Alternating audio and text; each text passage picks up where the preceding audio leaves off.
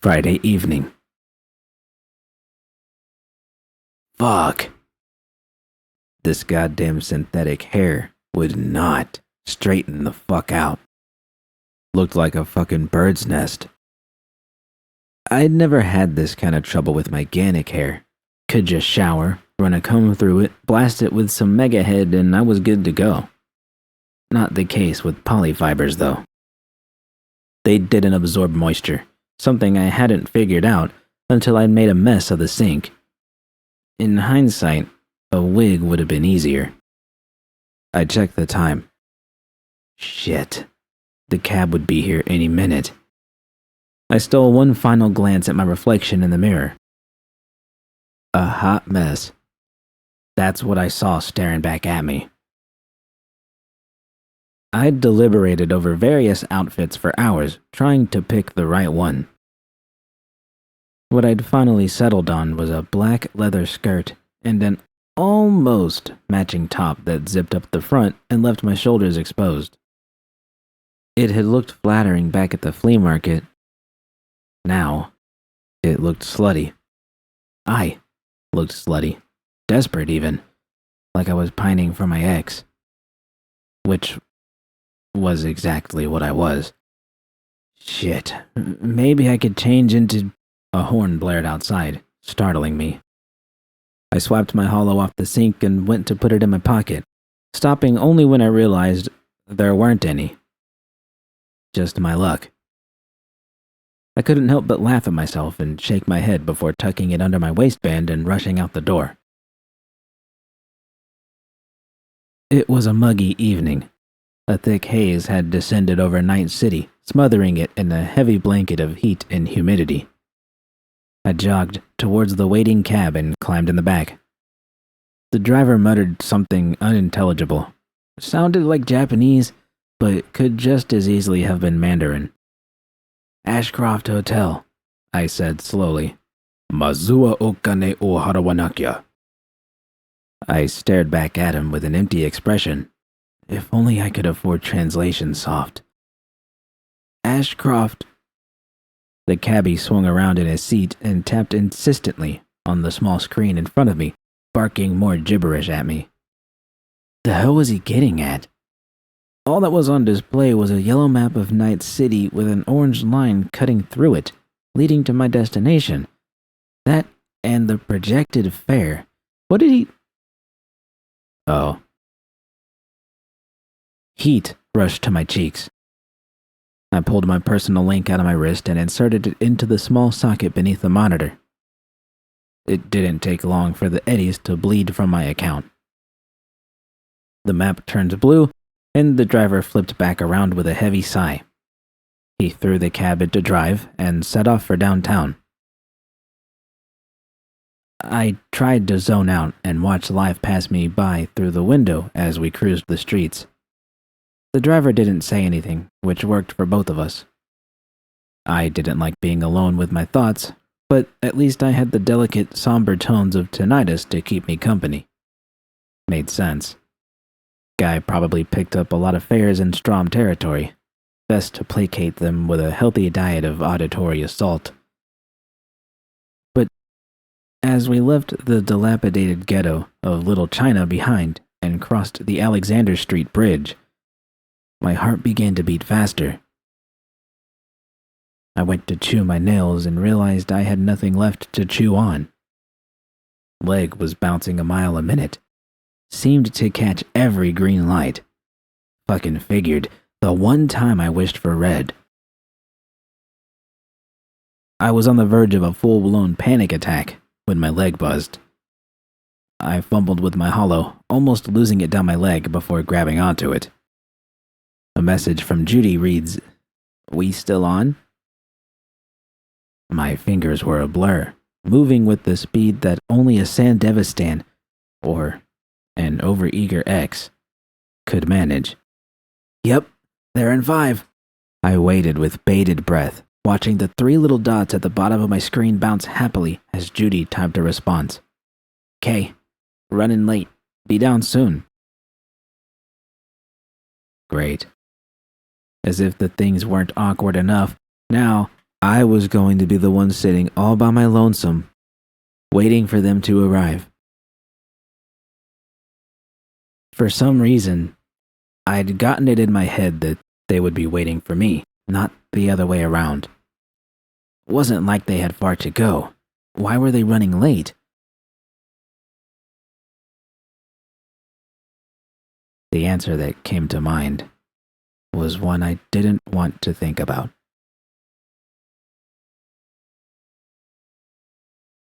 It wasn't long before we pulled in front of the Ashcroft Hotel. The cabbie was happy to be rid of me and peeled off before the door had even closed shut.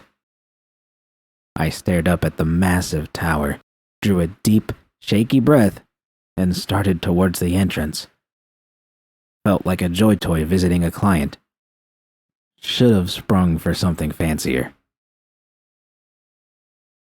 The lobby was impressive, to say the least. Reminded me of Konpeki Plaza, though the stakes were much less dangerous. This wasn't a matter of life and death.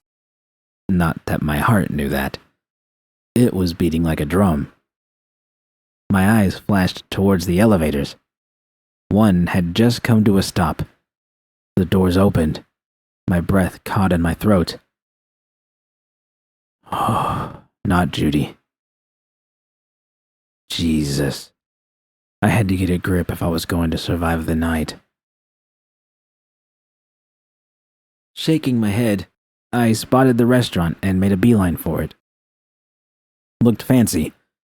Judy had assured me not to worry about it, that their client would cover everything, but that did nothing to keep me from feeling like a freeloader. A handsome man with polished chromatic skin and vibrant golden hair greeted me at the entrance. Good evening. Do you have a reservation with us this evening? Yeah. I think it's under Alvarez? His eyes flashed. I waited patiently as I could, unable to decide if I should glance over my shoulder or keep my eyes forward. Fortunately, it didn't take long for him to pull up the deets. There we are. Alvarez, party of 3. Looks like you're the first to arrive. Right this way. Party of 3. Man, that sounded weird. I let him lead me through the dark, cavernous interior of the restaurant. It was mostly candlelit with some warm neon lights discreetly tucked away to give a little more ambiance. The savory aroma of glazed butter and freshly grilled meat made my mouth water. I drew a few stares, mostly from suits who could easily sniff out someone who didn't belong. But I didn't waste any time on them. I'd done fine dining before. Had always considered it a perk of the mercenary lifestyle. Most gigs usually involved getting my hands dirty. Kill for hire, transpo, thievery. Scop dogs and pizza kind of stuff. But every so often, a gig had come along. Usually fronted by a wealthy corpo looking to get their hands on a rival's report. That allowed me to expand my dietary horizons a little. I'd gone oyster for oyster with Kang Tao's vice president of media relations at Blue.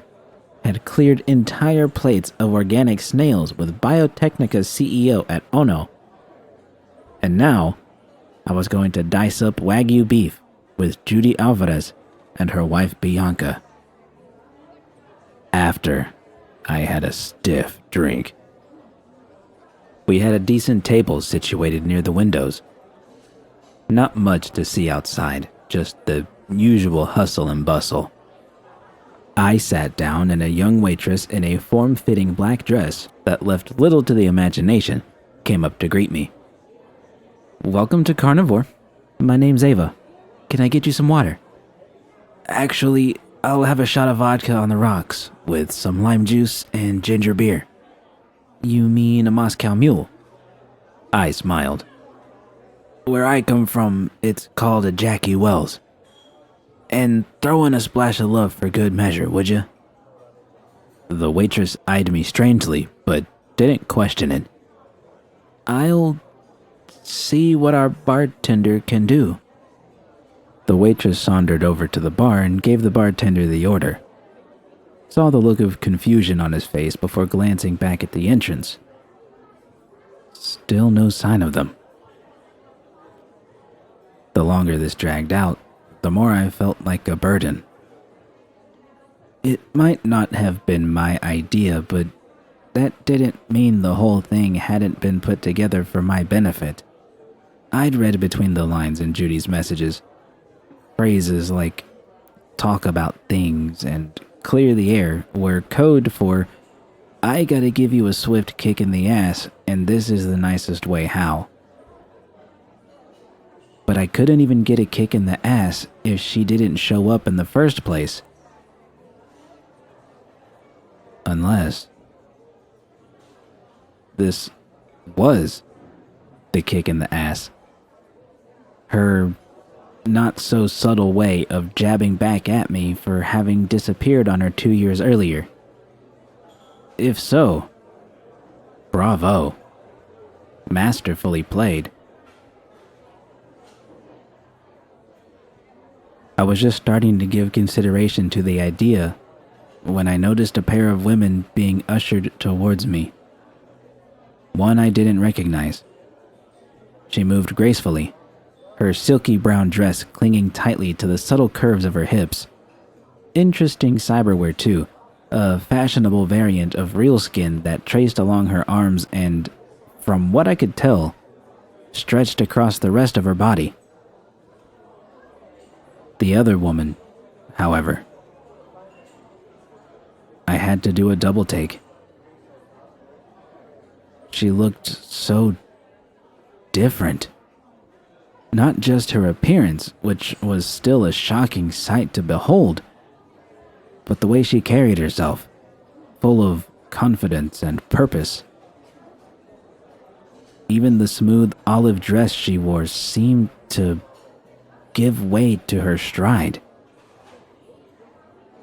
Her eyes wandered across the restaurant, a hint of curiosity and, if I didn't know any better, apprehension behind them. They settled on me, sharpened. A big smile spread across her face, one that pained me to even see as I felt my lips curling upward as I rose to my feet. "Hey, V!" Judy stepped past the usher and pulled me into a tight hug. "Hey," I sputtered, unsure of where to put my hands. It's good to see ya." I expected her to let me go, but when she didn't, my smile faded. It suddenly struck me that this was the first time that somebody had held me in 2 years. And it was Judy, no less. Didn't matter how much she changed or how different she looked, I remembered her touch, her scent, the dull thumping of her heart beating against my own. Something broke inside of me. I wrapped my arms around her, throat tightening, and melted into her embrace. This was where I belonged. It had taken 2 years and left me scarred beyond recognition, but I'd finally found my way back to her.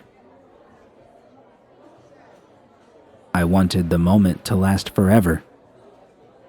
I wanted to sink back into that coma and drag Judy with me this time so we could be together again. But I couldn't. All I could do was feel, until finally, I knew I had to let her go. A cool, unforgiving draft rushed to fill the void between us. Reality. It chilled me to the bone. Yet Judy remained smiling, radiating warmth. thought you needed that." "Yeah, guess I did." Judy drew a deep breath, bracing herself for what we both knew would come next, and turned her gaze towards the woman at her side. "This," she said, a slight tremor in her voice, "is Bianca, my wife." Bianca stepped closer, smiled, and offered me her hand. Grand gesture from the woman who'd stolen my output. "Hi, it's a pleasure to meet you." My arm moved on its own, taking her hand into my own. Last thing I wanted was to make a scene, but I couldn't help but glance at the ring on her finger. A silver band with a pair of tiny sapphires on either side of a not-so-impressive diamond. Had Judy picked that out for her? Or had that been her choice? Likewise. My voice sounded bitter and resentful, even though I'd tried my damnedest not to come across like that. I glanced at Judy. Couldn't read her expression. Shit. This was like something out of a nightmare, and the longer this Bianca gripped my hand, the same way she probably finger-banged Judy with, the more awkward things became. Every second felt like an eternity. My palms grew sweaty. The rough calluses on Bianca's palm pressed against my skin. I was back in that hospital room. Couldn't breathe. I had to get out of here before I pissed myself. Bianca released her grip. My arm slowly lowered until it hung uselessly by my side. She rested her hand upon the flat of Judy's back, like it belonged there. The little gesture of intimacy would have broken my heart, if not for the fact that I was still too embarrassed to think straight. What was wrong with me? I realized I was still smiling. Thank fuck. My facade remained intact. They didn't know the shitstorm of emotion that was raging inside of me. At least, I hoped they didn't know. If they did, they didn't let it show. Judy's told me a lot about you, Bianca offered. I'm glad we could do this. Well, should we all sit? I nodded and went to sit down. Caught myself at the last second, remembered my manners. So I stood there, half bent over the table, waiting for Judy and Bianca to sit first. As soon as they did, my butt hit the seat and a wave of relief washed over me. The worst was over. Hopefully. My mind was blank. Didn't have the first clue how to strike up a conversation with them. Fortunately, the waitress returned with my drink, affording me a reprieve. She went through the same preamble, introducing herself, welcoming them, asking what they'd like to drink. Vodka, straight, Judy said without missing a beat. Ava turned her attention to Bianca. And you? I'll have a glass of Malbec, dealer's choice. Coming right up.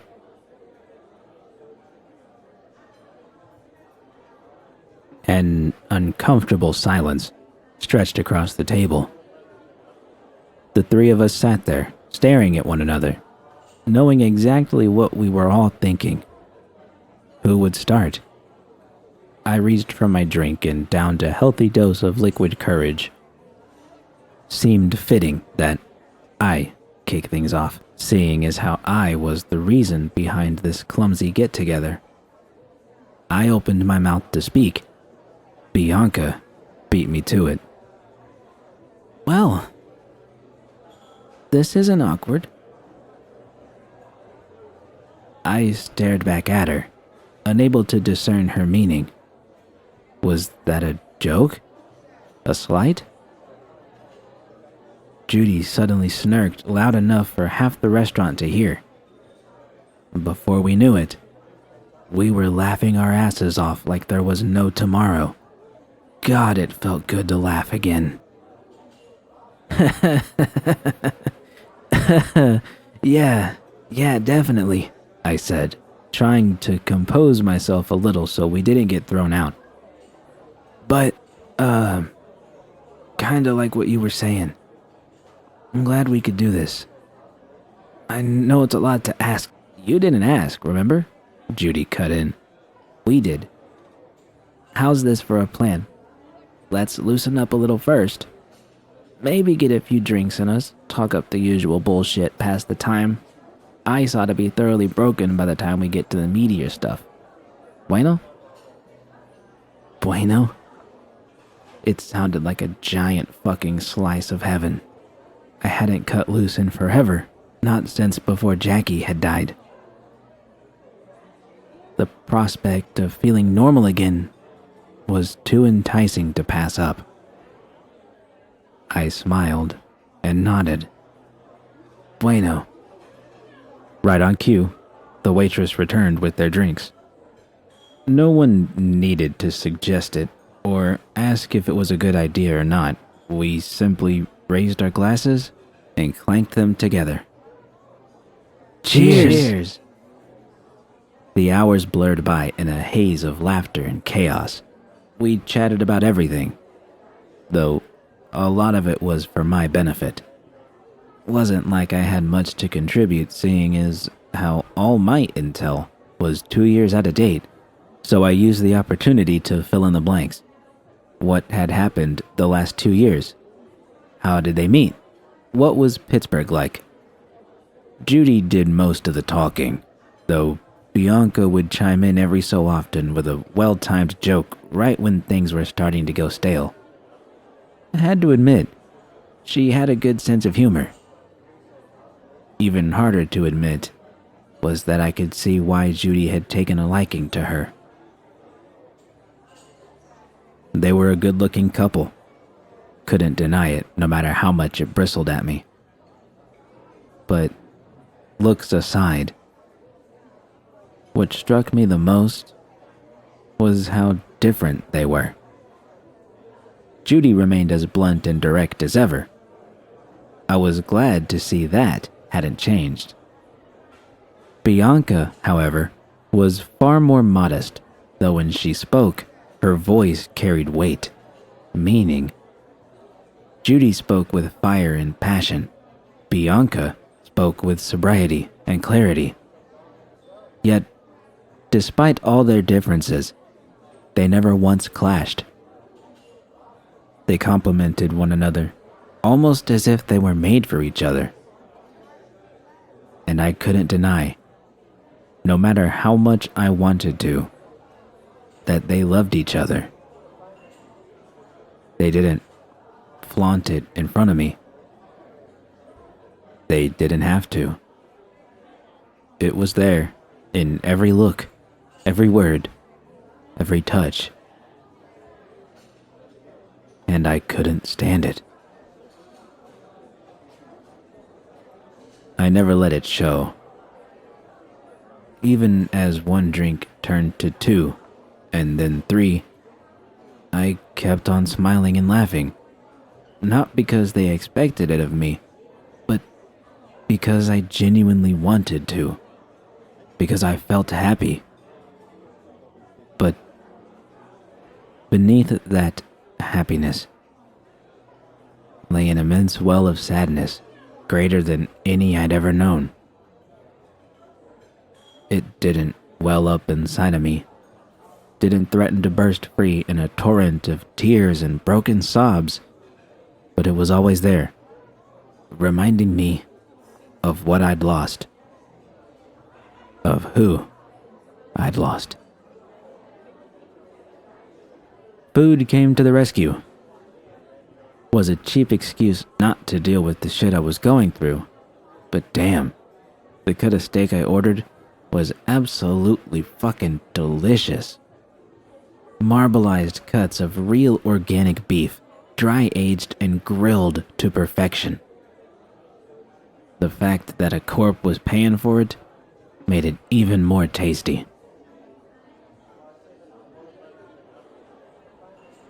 The table grew silent, the only sound being the occasional scratch of a knife scraping across a plate.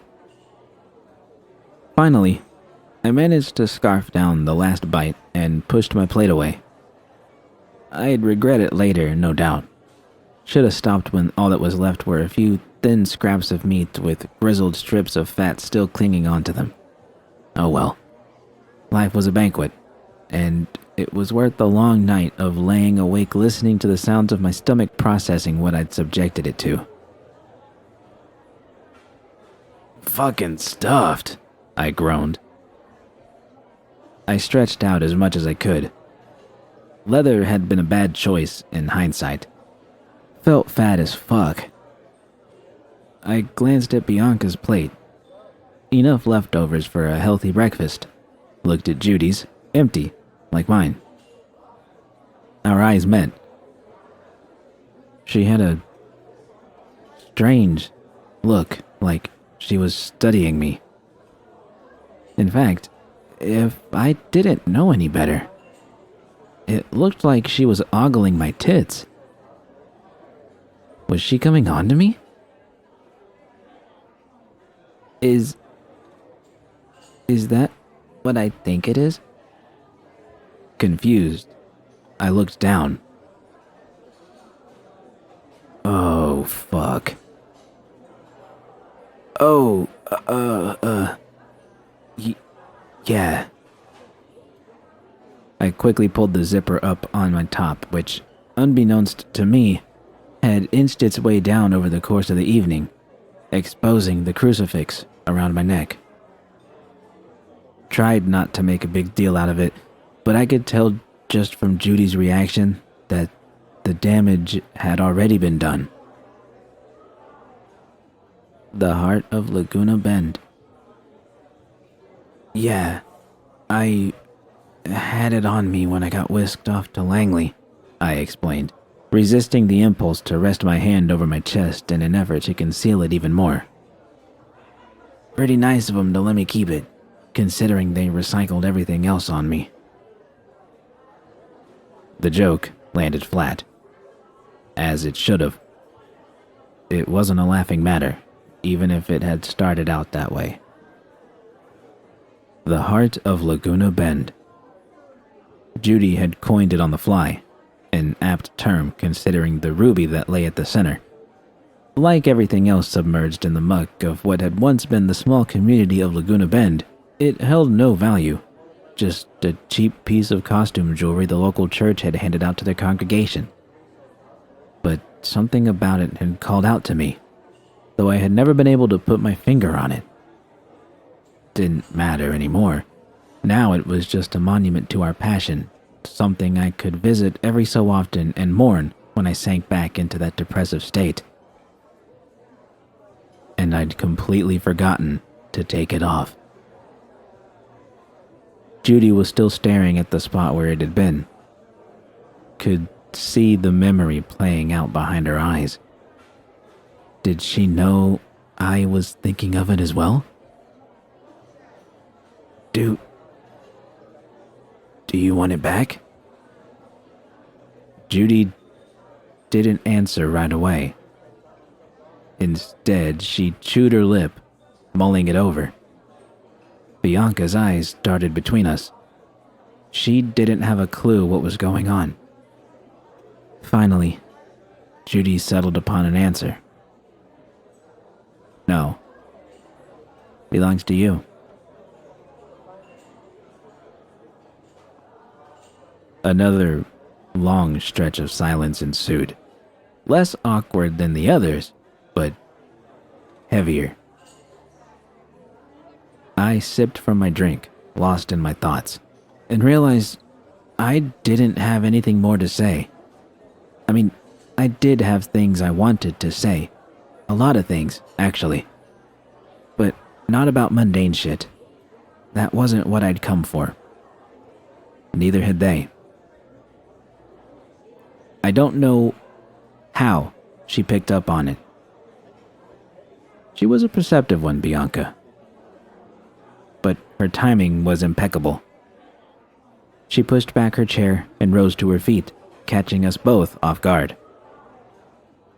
Think I'm gonna go sit at the bar for a bit. Let you two catch up. Don't gotta leave, B. No, B. Leave. It's alright, Judy. I can take a hint. Bianca leaned over and kissed Judy.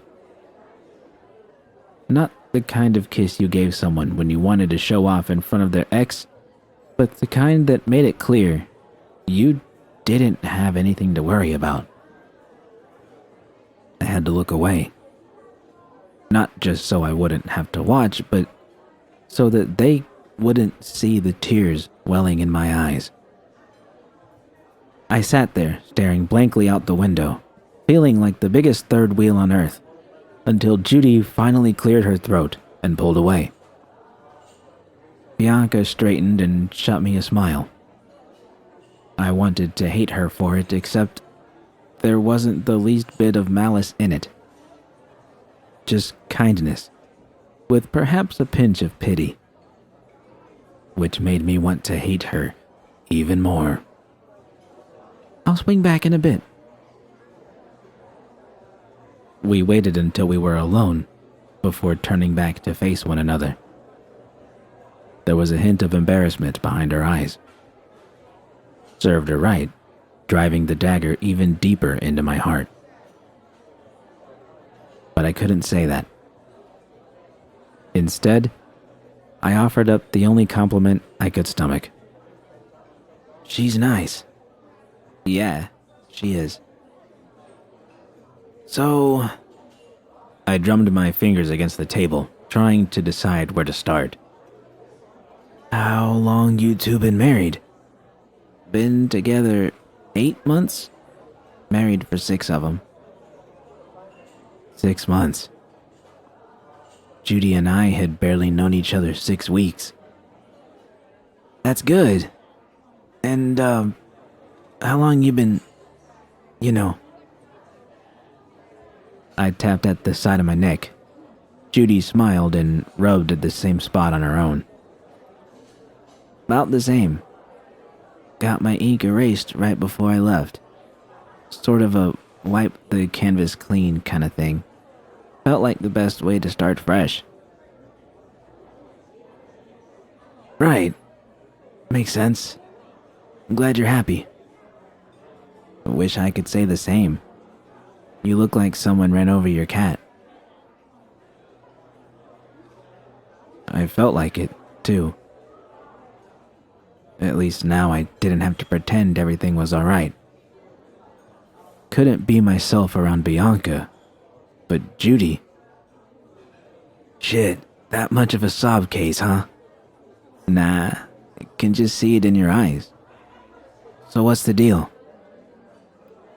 Well, I woke up from a 2-year-long coma to find out all my chrome had been ripped out, that I didn't have a job or a home, that all my things had been thrown on the curb, that all my friends had moved on, and let's see, what else? Oh yeah, that my output went and got married to someone else. Would have preferred to have my cat run over, honestly. I was reminded of the last time we'd talked. I'd hit her with a similar rundown of things, but I'd come across as rambling and unhinged. Hadn't worried much about it afterwards. Figured I'd earned a pass considering the situation. I sounded clearer now, less panicked, which was probably why Judy's eyes were filled with sadness. My words weren't the ravings of some overly emotional basket case with a chip on her shoulder. They were a gritty and raw expose on the state of my life. I'm sorry, V. I shook my head. Didn't want to hear any more apologies. let's not do the whole sorry thing, alright? It's humbling, is all. You wake up to find out that everyone you ever knew, everyone you ever thought cared about you, they just kept right on going, 'cause you were never actually that important to begin with. I get it. Would have done the same. Judy looked down at the table like a wounded puppy. Oddly enough, I didn't feel the least bit guilty. Maybe I wasn't being fair, but damn it, it was my truth, and if it stung to hear it, too fucking bad. Welcome to the club, Jude. Grab a tissue. Her eyes found their way back to me. I did wait for you, V. I just couldn't wait around forever. I know. No, you don't. You were always on my mind, V. Figured at first you were just off doing your thing. Then the silence dragged on, and I got worried. Started digging around where I could, checked the darknet, started hitting up Merc hangouts. Even had Rita and the Mox hit the streets to see what they could turn up. Nothing, not a peep. Worrying about you became a full-time job. Started sinking into myself, thinking I was the reason why you'd split. It's a shitty feeling, rejection. Made me wish I hadn't been so hard on Maiko. But I guess we all get our comeuppance. Couldn't keep living like that. Had to make a change, sink or swim. Chose to swim. Relegated you to all the others who'd hurt me. Now, it was my turn to stare at the table. Fear and doubt. That had been her truth, and I was the one who'd told it to her, not with my words, but with my actions. I'd left her in the dark. Was it any wonder she'd sought the light in someone else? I'd spent much of the last month telling myself that I was better than her, that I wouldn't have given up as easily or would have waited longer than she had. I'd wrapped myself in those thoughts like a warm blanket, and I'd known all along the only reason it was warm was because I'd pissed all over it. Bullshit. That's what it was, a way to avoid confronting the cold truth that Judy hadn't done anything wrong. She'd searched for me, waited for me. Didn't matter how unjust it made me feel. She'd gone above and beyond, and in exchange, she'd gotten nothing but silence. I'd broken her heart. Props to her for having the strength to put it back together again. I rubbed my temples and looked back at her. Fuck. I'm sorry, Judy. Like you said, let's not do that. What's done is done.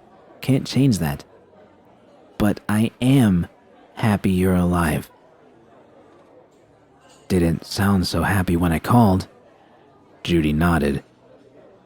Yeah, that's one I do owe you an apology for. I get it. Caught you off guard. Got no idea. Seeing your face on the holo was like seeing a ghost. Didn't know what to say, just barfed out whatever came to mind. Felt like such a gonk afterwards. Judy downed the rest of her drink. I glanced at mine. Could probably finish it in a gulp, but then I'd have to decide if I wanted another. The gears had already been thoroughly greased. Drowning them in oil didn't seem like a good idea. Which left me with nothing to do except try to think of what to say next. Felt like there was more, but couldn't remember what. I placed myself back in the hospital and replayed the call in my head.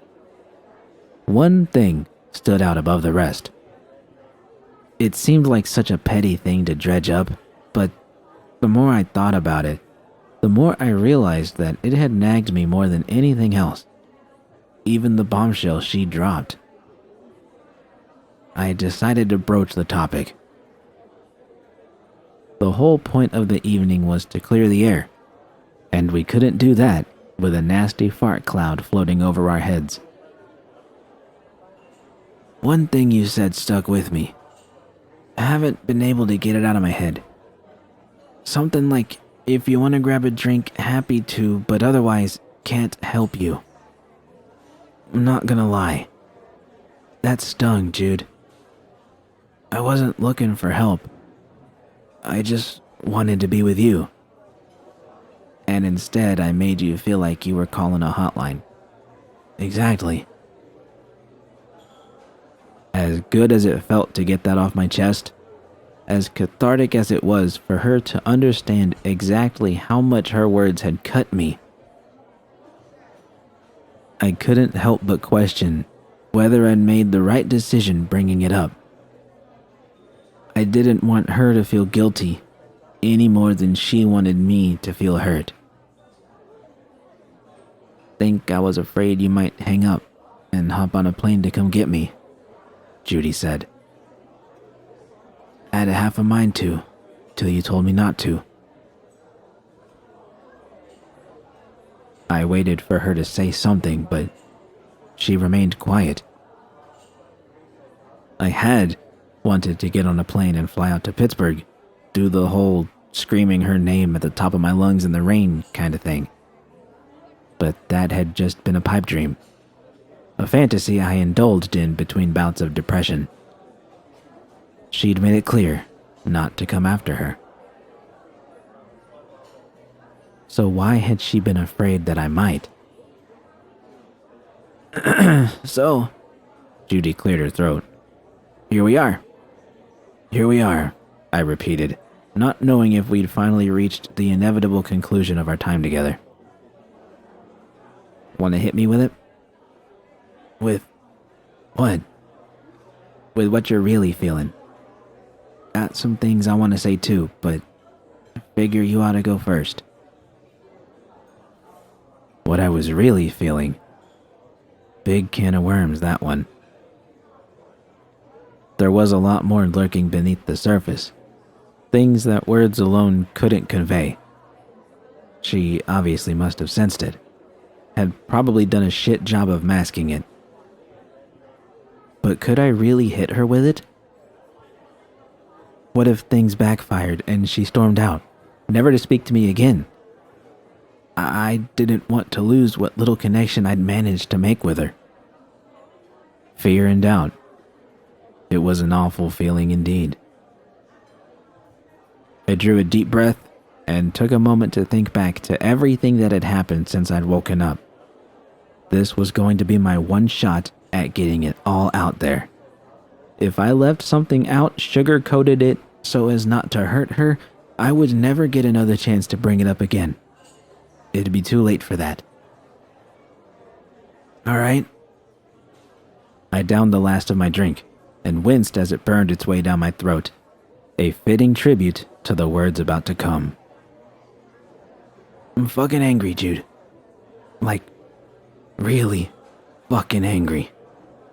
Got half a mind to tear this synthetic shit out of my scalp and scream at the top of my lungs till my vocal cords give out. Right now, in fact. I'm pissed off at everyone and everything, and all I want to do is burn the whole fucking mess down to the ground. But more than anything, I'm just sad. So sad. I could have dealt with it all, Jude. People ghosting me, losing my identity, but losing you, it's not fair. Was gonna say gut-wrenching, but yeah, unfair is as good a word as any. I look at you, like this, and see the life I could have had. The life I wanted for us. And I was robbed of it. My life was ripped apart, same as my body. And it really fucking hurts. Sniffling, I used my napkin to wipe the tears from my eyes. Didn't care how many onlookers my grief-ridden diatribe had drawn. They could all suck it. I'd finally scraped the bottom of the barrel I felt hollowed out, spent, empty. And for the first time in a long while, I felt complete.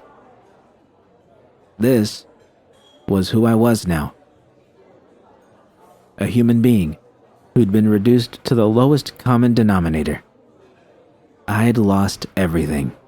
My life, my love, my grief, my anger, my joy, my sadness, numbness was all that remained. A cavernous void, utterly devoid of meaning.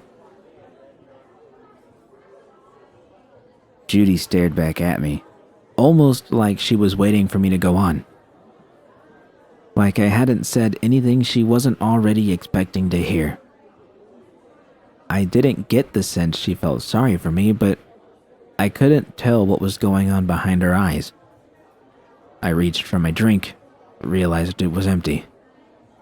Damn it. I needed something to dampen the adrenaline coursing through my veins. You had something you wanted to say to me? I finally asked. Yep. Judy leaned back in her seat and crossed her arms. Classic move from her. It was her go-to anytime she intended to dig into something. Everything you said's fair. But you're not the only one who's hurting. I was angry too, V. Angry at you. Hated you even. Or rather, the memory of you. Saw your face every time I closed my eyes. Been hurt plenty before, but never like that. And when I had finally accepted that you weren't coming back, I get how you feel, V, because I felt the exact same fucking thing. Like I'd been left behind. Cried my eyes out for weeks, trying to figure out what was wrong with me. It took everything I had to keep my mouth shut. The image of Judy curled up in bed, bawling her eyes out, was enough to bring fresh tears to my eyes. And to Judy's. But she refused to let them spill. Instead, she gulped down what I knew to be a lump in her throat and somehow managed to crack a small smile. But what I really wanted to say to you is that you're right. It's not fair. Any of it. Life never is, it seems. And even though I'm happy now with how things have settled, I still hurt from time to time. You left your mark, V. Just not the way you always thought you would. My mark. That had been the endgame once upon a time. Mercs didn't have a long shelf life. Few lasted more than a handful of months before getting snuffed out. The rest got to play in the major leagues, though even they slipped off the grid for one reason or another. Only the very best could transcend the game and become a Night City legend. For a time, it seemed as though my name might join the pantheon of giants. Morgan Blackhand, Raish Bartmoss, Andrew Wayland. V. A lone bullet from a fixer's gun had ended that dream. But my mark had been made, just not the way I'd intended. Or wanted. I stifled a yawn. Felt like I could sleep for a year. Again. I glanced over at the bar. Bianca was nursing a drink, chatting up the bartender. I had to hand it to her. She really was pretty great. Still hated her guts, but I had a much greater respect for her now. So, Judy said, finally breaking the silence. What now? What's in store for V, legendary mercenary and scourge of Night City scum? I laughed. Scourge of Night City scum. Had to write that one down.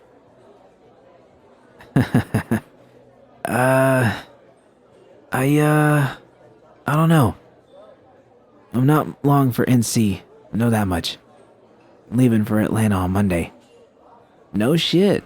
That's great. You were out that way once before, right? Got something lined up?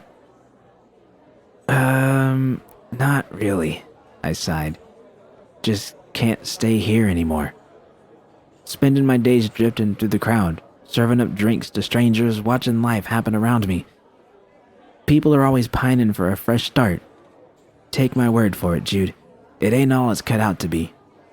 Can't have a life without a past. Not saying it's gotta define you or anything like that, but you need something to build on, and that's just not here for me anymore. It's funny, this would have been a great time to roll with the Aldecaldos if Pan hadn't cut me off. Why'd she do that? Don't know. Wouldn't take my call. Judy pursed her lips. I couldn't help but stare at them. They were so plump and soft. Perfect for kissing. I don't know, she shrugged. Might have just reacted, kinda like how I clammed up when you called. But why? What did I do to deserve all this? Judy glanced at the bar. I could tell I was starting to go in circles and that our time together was nearing an end. I didn't want to end things on an awkward note. Or worse, having her feel even more sorry for me than before. Had to get it together. Put the brave face back on. But any delusions I had that I could pull off such a feat were shattered when she reached across the table and took my hand into her own. B, it ain't wrong what you're feeling. I'm gonna take time the rest of us already had. But you'll find your place, just like I did. Those last words hit me like a ton of bricks. She'd found her place, and it wasn't by my side. It was in Pittsburgh, with her wife who'd been there for her every day since they'd first met, loving her, making her happy. All things I had wanted to do for her, but hadn't. Didn't matter why. Bianca made her happy in the here and now. And I was just a memory.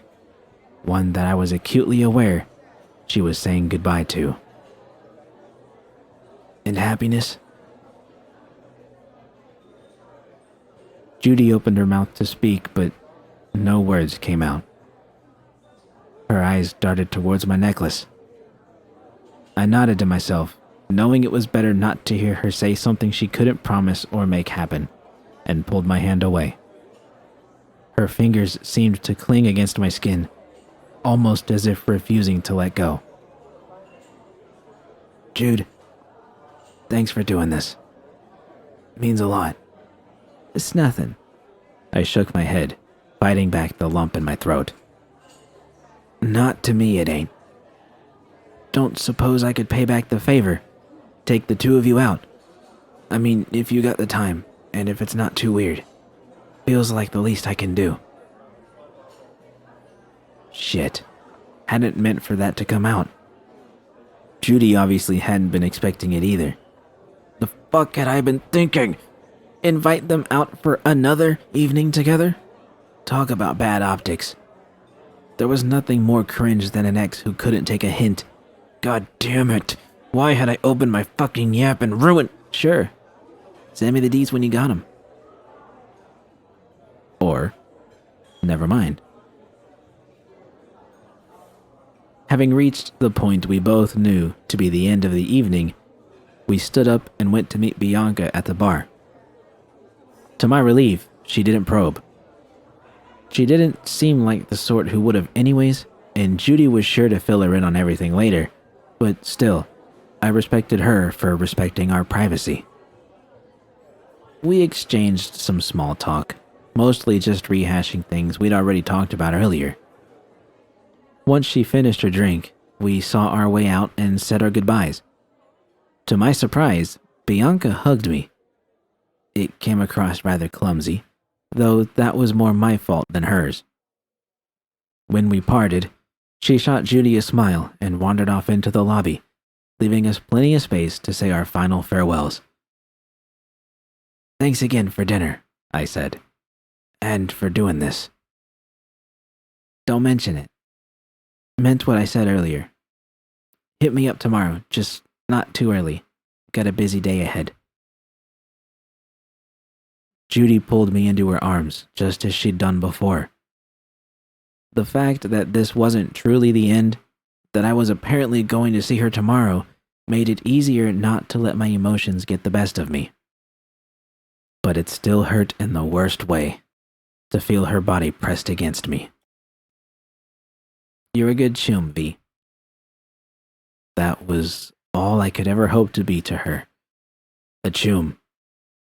The word gutted me like a fish, but I didn't let it show. Thanks, Jude, I managed. You too. And V? Yeah. You'll find happiness again. I'm sure of it. I closed my eyes and sighed. If only I could believe her. Well, that makes one of us.